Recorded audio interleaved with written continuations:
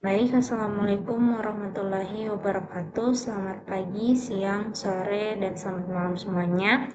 Perkenalkan, saya Zahrul Putri dengan NIM H0712411025 dari Program Studi Sistem Informasi FMIPA Universitas Hasanuddin. Jadi pada video kali ini saya akan mempresentasikan hasil proyek final mata kuliah Sistem Informasi Geografis atau SIG, yaitu merupakan penyajian hasil pemetaan spasial dari Desa Benteng Gajah dalam bentuk video slideshow.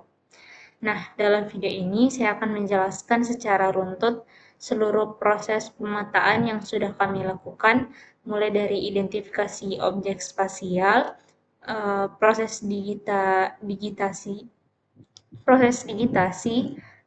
pengolahan data, hingga penyusunan peta dasar desa. Harapannya video ini bisa dapat membantu untuk memahami bagaimana sebuah peta digital itu dibuat dari nol. Baik, pertama-tama kita akan terlebih dahulu lokasi pemetaan kita, yaitu Desa Benteng Gajah. Desa ini secara administratif terletak di Kecamatan Tompok Bulu, Kabupaten Maros, Provinsi Sulawesi Selatan. Statusnya adalah desa definitif atau yang sering disebut juga dengan desa swakarya. Luas wilayahnya mencapai 24,03 km persegi, cukup luas untuk sebuah desa. Pusat pemerintahannya berada di Dusun Polewali. Jarak dari desa ke pusat kecamatan sekitar 3 km dan ke pusat kabupaten sekitar 18 km.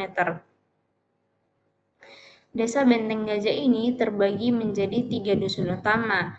Di bagian utara ada Dusun Polewali, di bagian tengah timur ada Dusun Sakeang, dan di bagian selatan ada Dusun Baloci. Lalu, siapa saja tetangga desa ini? Kita lihat di sebelah utara dan timur desa ini berbatasan dengan Desa Pucak, dan di sebelah barat berbatasan dengan Desa Purnakarya, Kecamatan Tandra Lili, dan di sebelah selatan berbatasan langsung dengan Kabupaten Goa. Nah, ini penting karena batas-batas inilah yang nantinya akan kita jadikan acuan dalam pembuatan peta. Selanjutnya, kita akan bahas untuk kondisi fisiknya. Secara topografi, Desa Benteng Gajah ini berada di dataran rendah dengan ketinggian sekitar 500 meter di atas permukaan laut. Tapi di dalam wilayahnya ada beberapa bukit dan juga gunung. Salah satunya adalah Bulu Saukang, yaitu sebuah bukit dengan ketinggian sekitar 300 meter di atas permukaan laut. Ini ternyata menjadi objek wisata andalan desa yang nanti akan kita bahas lebih lanjut. Ada juga Gunung Sakeang yang berada di Dusun Baloci. Yang menarik dari desa ini adalah variasi reliefnya.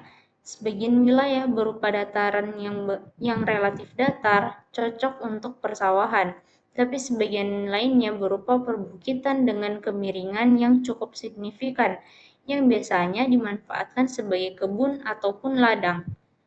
Penggunaan lahan di desa ini memang didominasi oleh persawahan dan juga perkebunan. Lahan sawah umumnya ada di area datar, sedangkan kebun-kebun banyak dijumpai di kawasan berbukit. Selain itu, ada juga aliran sungai yang membelah desa dan menjadi sumber air utama bagi pertanian masyarakat. Lalu, apa sih sebenarnya tujuan dari pemetaan yang akan kita lakukan ini? Ada 4 tujuan pertama, yaitu yang pertama, kita ingin mengidentifikasi objek-objek spasial yang ada di Desa Benteng Gajah secara sistematis dan juga menyeluruh. Jadi, kita ingin tahu apa saja yang ada di desa ini. Lalu yang kedua, kita mengklasifikasikan objek-objek tersebut ke dalam kategori-kategori tertentu. Misalnya infrastruktur, penggunaan lahan, fasilitas umum, dan batas administrasi, serta unsur alam. Dengan begini, data menjadi lebih terstruktur. Dan yang ketiga, kita menghasilkan peta spasial digital yang akurat dan terstruktur berbasis SIG. Ini adalah output utamanya. Dan yang keempat, kita menyediakan data spasial yang bisa dimanfaatkan untuk perencanaan tata ruang dan pengembangan desa secara berkelanjutan. Nah, dari tujuan-tujuan ini ada beberapa manfaat yang bisa kita dapatkan, yaitu yang pertama, pendataan bisa menjadi lebih terorganisir, lalu klasifikasi yang informatif memudahkan prioritas pembangunan, lalu yang ketiga, tersedianya basis data spasial yang akurat yang bisa menjadi acuan untuk program desa, dan yang terakhir, peta ini dapat menjadi pedoman tata ruang yang terukur dan juga efektif. Selanjutnya, dalam pemetaan ini, kami mengelompokkan objek-objek yang ada ke dalam 7 kategori utama.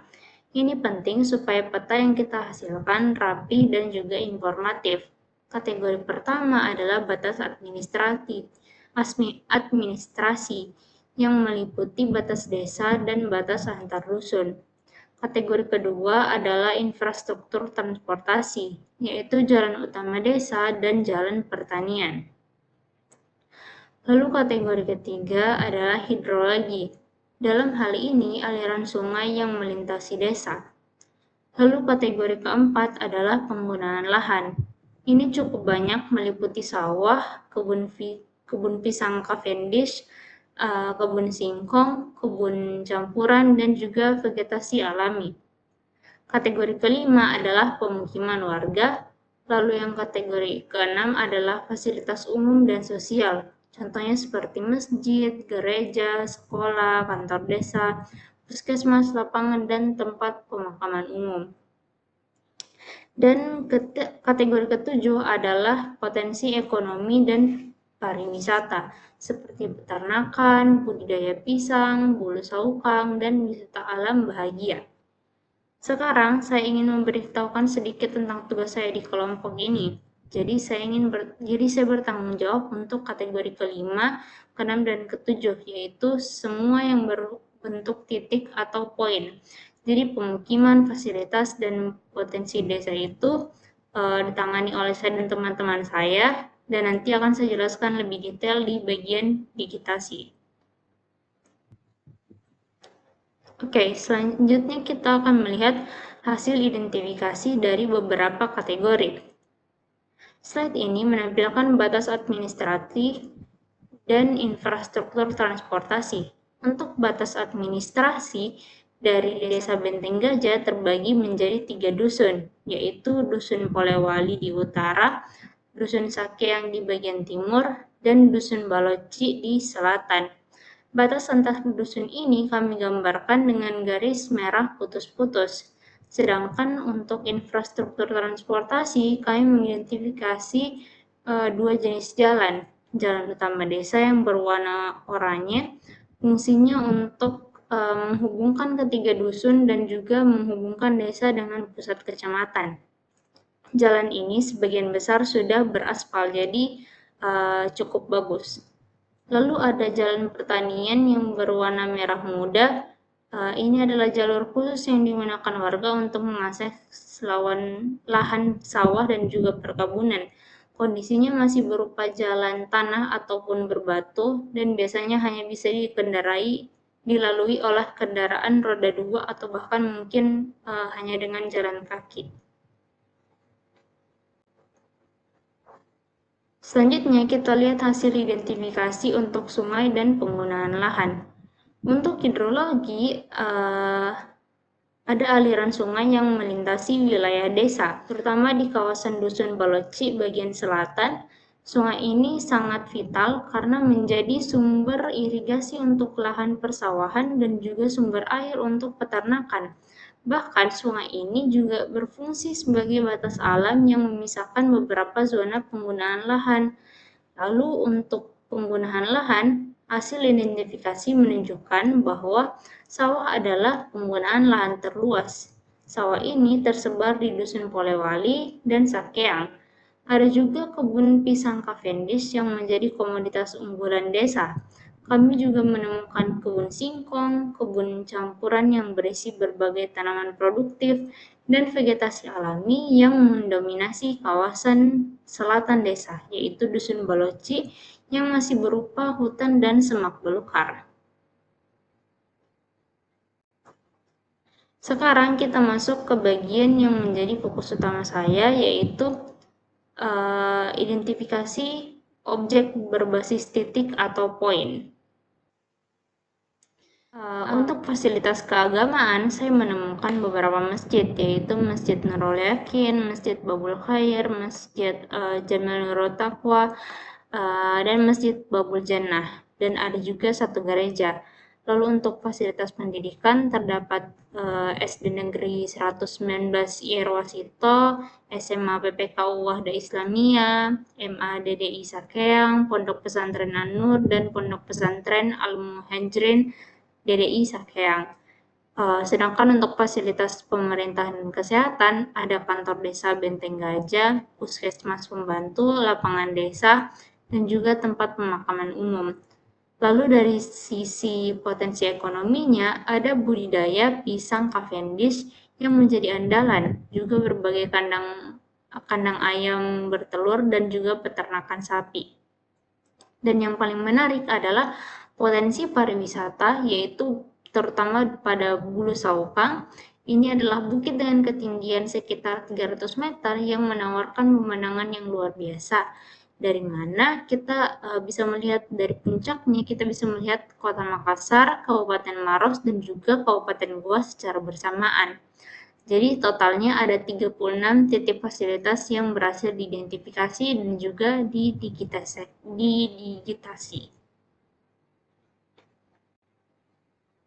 Selanjutnya adalah dari mana kita sebenarnya mendapatkan data-data ini. Jadi sumber data yang kami gunakan ada dua jenis, yaitu data sekunder berupa citra satelit Google Satelit yang kami akses melalui plugin Quick Map Service di QGIS, sehingga citra ini menjadi peta dasar atau base map untuk interpretasi visual kami. Lalu ada data primer, yaitu hasil digitasi manual yang kami lakukan berdasarkan pengamatan langsung di lapangan. Data ini kemudian kami verifikasi melalui survei lapangan atau ground check yang melibatkan perangkat desa dan warga setempat.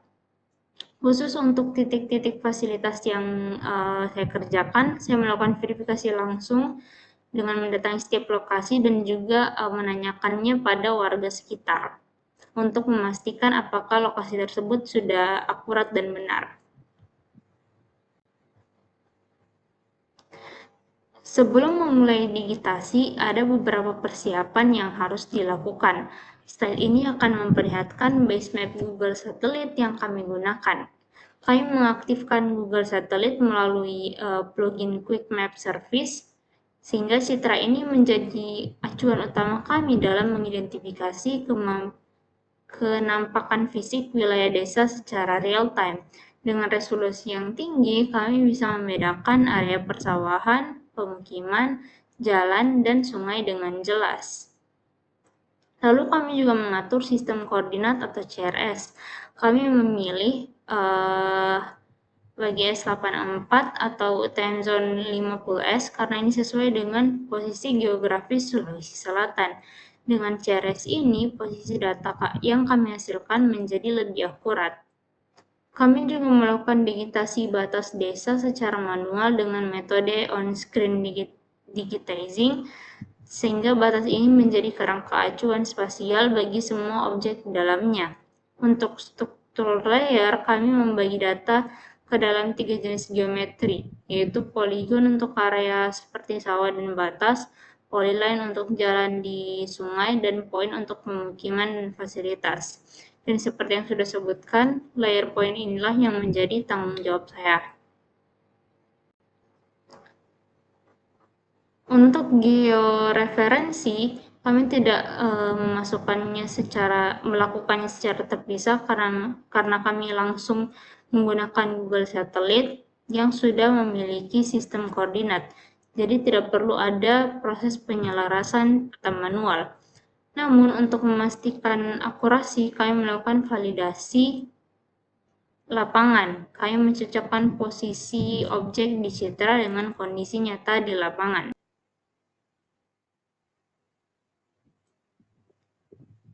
Khusus untuk titik-titik yang saya kerjakan, saya benar-benar mendatangi titik-titik tersebut.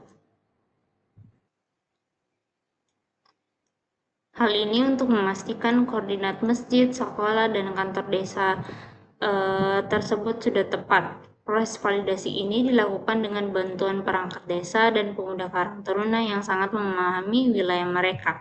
Pendekatan ini memastikan bahwa data yang kami hasilkan akurat secara posisi dan juga atribut.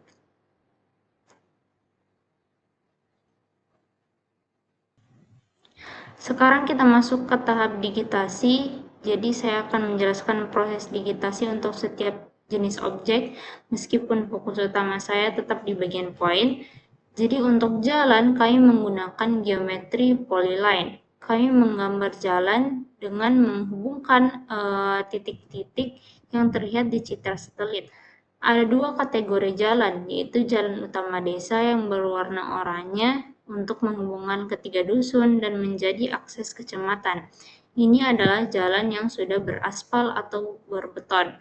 Sedangkan jalan pertanian yang berwarna merah muda adalah jalur khusus menuju sawah dan kebun. Biasanya kondisinya masih tanah ataupun juga berbatu. Untuk sungai, kami juga menggunakan geometri polyline dengan simbol garis biru. Kami menelusuri aliran sungai dari hulu ke hilir mengikuti apa yang terlihat dari citra satelit. Sungai ini sangat penting karena menjadi sumber irigasi untuk sawah dan juga sumber air untuk peternakan. Keberadaannya juga mempengaruhi pola penggunaan lahan di sekitarnya. Untuk penggunaan lahan, kami menggunakan geometri poligon. Ini adalah proses yang paling kompleks karena kami harus mengidentifikasi perbedaan warna, tekstur, dan pola di citra satelit. Sawah kami beri warna ungu muda, kebun pisang Cavendish berwarna kuning, kebun singkong berwarna pink, kebun campuran warna merah tua, dan vegetasi alami warna hijau gelap. Setiap poligon kami gambar dengan teliti mengikuti batas-batas yang terlihat di citra satelit. Sekarang kita masuk ke bagian inti, yaitu digitasi poin. Untuk pemukiman, saya mendigitasi setiap bangunan rumah warga dengan cara mengklik tepat di tengah atau di atap bangunan mereka yang terlihat di citra satelit. Di sini saya menggunakan layer bernama permukiman Benteng Gajah dan hasilnya menarik. Pola pemukiman warga di desa Benteng Gajah ternyata mengelompokkan di sepanjang koridor jalan utama. Ini menunjukkan bahwa akses transportasi sangat mempengaruhi perkembangan pemukiman. Kepadatan tertinggi ada di dusun Polewali dan Sakeang, sementara dusun Baloci kepadatannya jauh lebih rendah karena topografinya yang berbukit-bukit. Jadi wajar saja kalau misalnya di sana lebih sedikit rumah.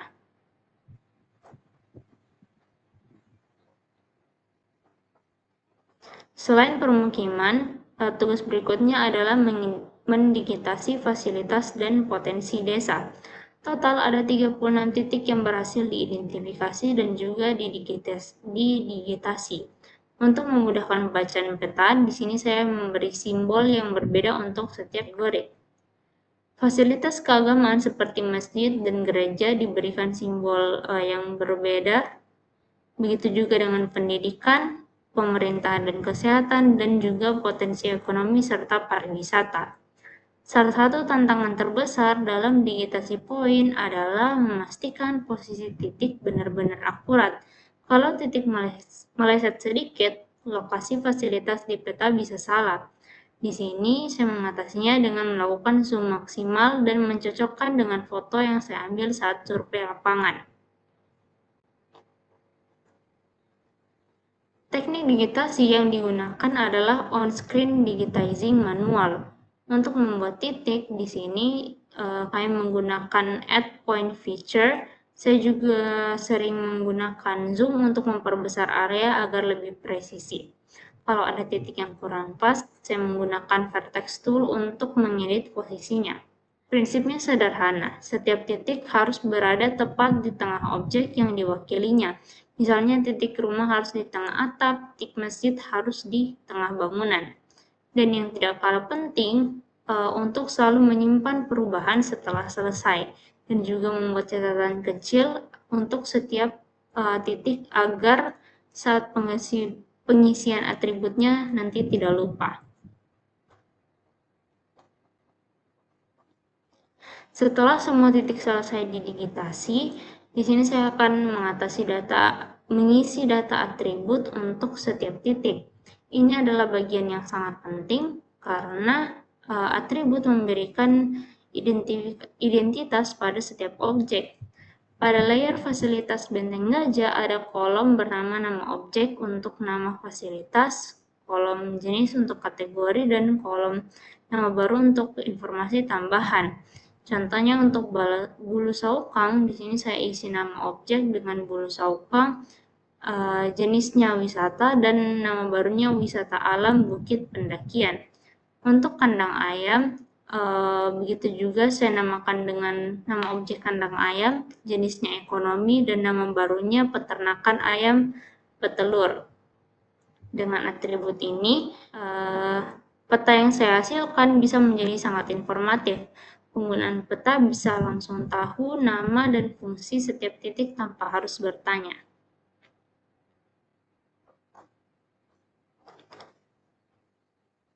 Ini adalah contoh pengisian atribut yang saya jelaskan tadi. Dan ini merupakan fungsi-fungsinya. Nah, setelah semua datanya siap, kami melakukan analisis sederhana berupa perhitungan luas. Kami menggunakan field kalkulator di QGIS. Rumusnya sederhana, yaitu area dibagi 10.000 untuk mengubah meter persegi menjadi hektar. Hasilnya, luas total desa Benteng Gajah adalah 24.003 km persegi atau sekitar 2.403 hektar. Rincian penggunaan lahan adalah sebagai berikut. Sawah memiliki luas sekitar sekian hektar dan sekian hektar. Untuk lebih jelasnya sudah terdapat di laporan. Tools lain yang kami gunakan adalah measure area untuk pengukuran langsung, statics untuk ringkasan data, dan print layout untuk penyusunan peta.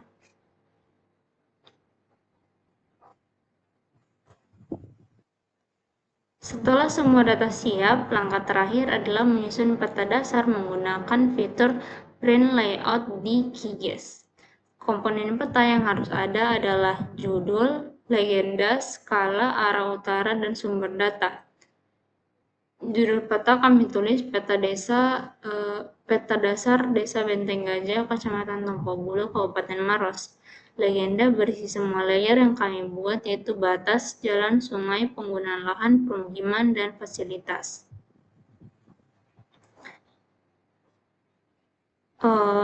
Tanpa digitasi poin yang akurat, peta ini tidak akan memiliki informasi detail tentang letak masjid, sekolah, atau bulu saukang. Jadi meskipun ini adalah hasil kerja kelompok, saya bangga karena kontribusi saya merupakan di bagian poin.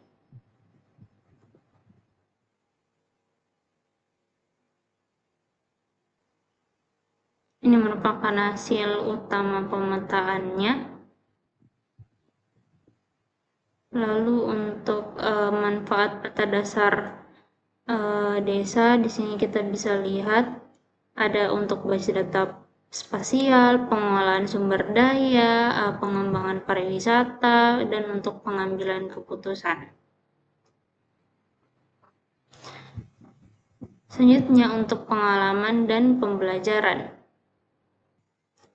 Kegiatan pemetaan ini berhasil mengidentifikasi dan mengklasifikasikan objek spasial Desa Benteng Gajah ke dalam 7 kategori utama. Kami berhasil memetakan batas administrasi 3 dusun, jaringan, jalan, aliran sungai, 5 klasifikasi penggunaan lahan, puluhan titik permukiman, fasilitas, dan juga potensi ekonomi dan pariwisatanya. Manfaat dari peta ini sangat besar, yaitu bisa digunakan yang seperti saya jelaskan tadi, yaitu untuk basis data spasial, perencanaan tata ruang, pengelolaan sumber daya alam, pengembangan pariwisata, dan pengambilan keputusan pembangunan yang lebih terstruktur. Pengalaman pribadi saya selama mengerjakan tugas ini sangat berkesan. Saya belajar bahwa ketelitian adalah kunci utama dalam digitasi poin. Kesalahan sekecil apapun bisa berakibat fatal. Saya juga belajar bahwa data atribut adalah jiwa dari data spasial. Tanpa atribut, titik-titik di peta hanya akan menjadi titik tanpa makna. Pengalaman paling berkesan adalah saat survei lapangan ke desa Benteng Gajah. Jadi saya harus mengunjungi desa Benteng Gajah yang jaraknya cukup jauh dari kota Makassar. Pengalaman ini mengajarkan saya bahwa SIG tidak hanya duduk di depan komputer, tapi juga membutuhkan eksplorasi lapangan dan komunikasi dengan masyarakat. Saya mengucapkan terima kasih kepada Bapak dosen, yaitu Bapak Dr. Muhammad Hasbi selaku dosen pengampu, dan kepada seluruh anggota kelompok saya yang telah bekerja sama dengan baik, serta kepada pengurus desa Benteng Gajah dan pemuda Karang Taruna yang telah membantu kami dalam kelancaran survei lapangan kami. Semoga hasil pemetaan ini dapat bermanfaat bagi pengembangan desa Benteng Gajah ke depan.